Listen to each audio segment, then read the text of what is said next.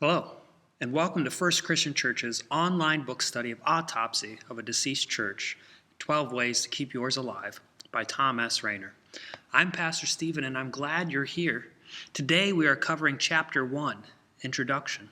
If you haven't read the chapter yet, please pause this video and do so now before continuing and joining in the discussion below.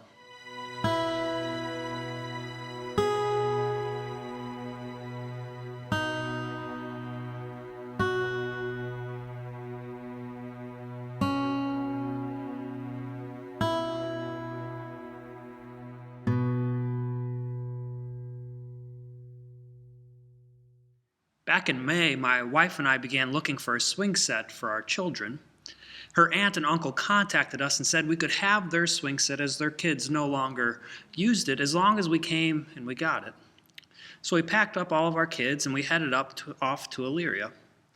Once there, we saw a used and weathered swing set.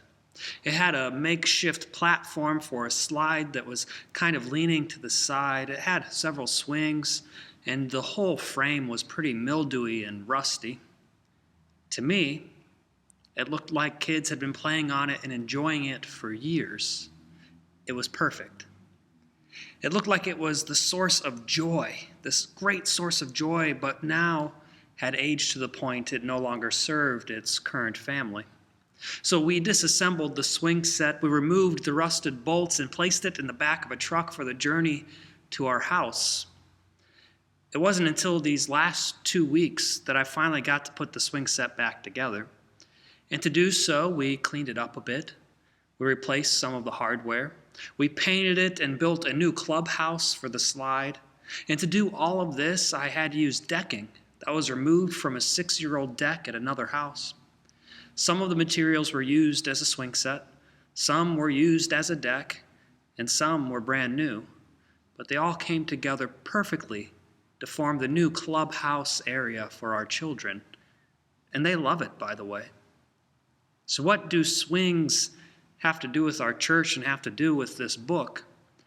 Well, to build this new source of joy for my children, I had to take apart, clean, patch up, replace, and repurpose these old things. It was like I performed an autopsy on the old, figured out what wasn't good anymore, and then moved forward.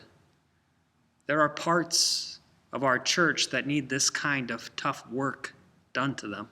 There are parts of our faith that need this kind of tough work done to them. There may even be some of you who need this kind of tough, introspective work done on you. My hope is that you can stomach this autopsy, that you're able to look inward at yourself and at our church to see what parts need to be cleaned up, repurposed, replaced, or something more, so that we may move forward, always seeking, sharing, and serving Christ. I'm excited. Let's get this autopsy started.